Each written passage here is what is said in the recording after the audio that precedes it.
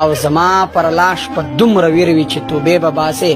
ځکه چې زه د شپږو خویندو کشره ورور یم. ستا مینه رښتیا وه چې قربان دې له وطنه کړه تا خو ګیلمنه پښتونخوا ټوله غمجنه کا. ګیلمن وزیر اخر په اسلام آباد هسپتال پیمز هاسپټل کې په حق باندې ورسېدو. 3 ورځې هغه په وینټیلیټر باندې تېرې کې چونکې حالات ډېر زیات کریټیکل حالات لږ ټیک شوي بهترۍ طرف ته هم را روانو خو بېګا خبر دا راغو چې ګیلمن وزیر په حق باندې ورسېدو. الله پاک د شهادت مرګ ورکو. الله پاک ته دغه کور والته صبر جمیل ورکي. الله پاک ته دغه مور ته دغه ښځې له دغه بچو له غټ صبر ورکي او الله پاک د ده په هغه دنیا کې اعلی مقام ورکي. دې نه علاوه د ګیلمن وزیر په زندګۍ باندې هم یو څو خبرې کوو. بل سوشل میډیا چې څومره هم خلک دي د هغې حوالې سره هم په دې ویډیو کې د ګیلمن وزیر د طرفې یو اهم پیغام تاسو سره زه شریکوم. نو ویډیو خپله هم مکمل وګورئ او مخکې ملګرو سره ضرور شریک کړئ. ګیلمن وزیر چې کومو دا د پښتو ژبې یو تکړه شاعر و جي د به انقلابي شاعري کوله. دې نه علاوه ګیلمن وزیر تاسو له معلومه ده تقریبا 3 ورځې مخکې په اسلام آباد کې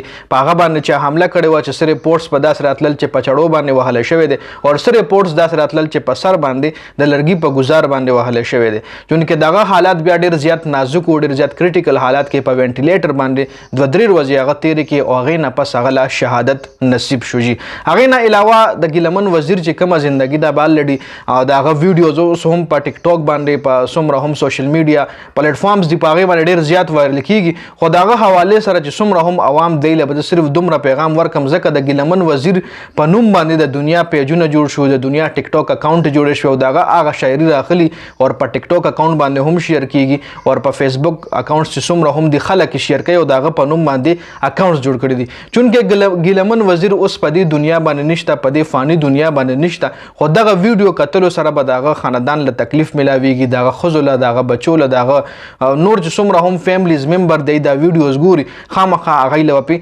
تکلیف ملاویږي. نو څومره هم سوشل میډیا یوزرز دی هغوی له به صرف دومره پیغام ورکړم چې کم از کم د هغه په نوم باندې اکاونټس مه جوړوئ یا د هغه په نوم باندې تاسو اکاونټ جوړ کړئ د هغه شاعریانې پې اپلوډ کوئ. شاعري هم ښه مطلب د هغه د مرګ نه پس د هغه ویډیوز بیا خلک ګوري نو خامخا د هغوی له به تکلیف ملاویږي او بیا په هغه اکاونټ باندې د هغه په نوم دې جوړ کړی د هغه په شاعرۍ باندې ته فالوورز اخلي او بیا پې سبا مطلب ډمتوب شیر کوي نو هغه هم ښه خبره نه ده. نو کوشش وکړئ چې د ګیلمن وزیر څومره هم مطلب ویډیوز دي ځان سره مه ساتئ ځکه تاسو به وایئ چې زما په اکاونټ وایرل شي خو هلته د هغه کور له به چې څومره تکلیف رسي د دې نه تاسو خبر نه یئ ځکه یو ځوان هلک یو ښکلی هلک یو ینګه وینه او خامخا چې بیا د مور نه جدا کیږي د خاندان نه جدا کیږي نو ډېر زیات تکلیف لري جي. نو دغه تکلیف ختمولو دپاره کوشش وکړئ چې د هغه د ویډیوز تاسو په خپل اکاونټس باندې مه شیر کوئ ځکه هغه اوس په دې فاني دنیا باندې نشته. الله پاک ته د هغه له هغه دنیا ښایسته کړي الله پاک ته هغه له هغه دنیا کې ګیلمن وزیر له په هغه دنیا باندې اعلی مقام ورکړي او الله پاک کور ولته صبر جمیل ورکړه بچو له ښځې له مورکۍ له نور هم د هغه څومره فیملی ممبرز دي د هغه څومره هم ویل ویشرز دي هغوی له دې الله پاک صبر جمیل ورکړي جي. نو دا یو اهم ویډیو و تاسو سره مې شریکول غوښتل د ویډیو کتلو زیاته مننه جي. والسلام.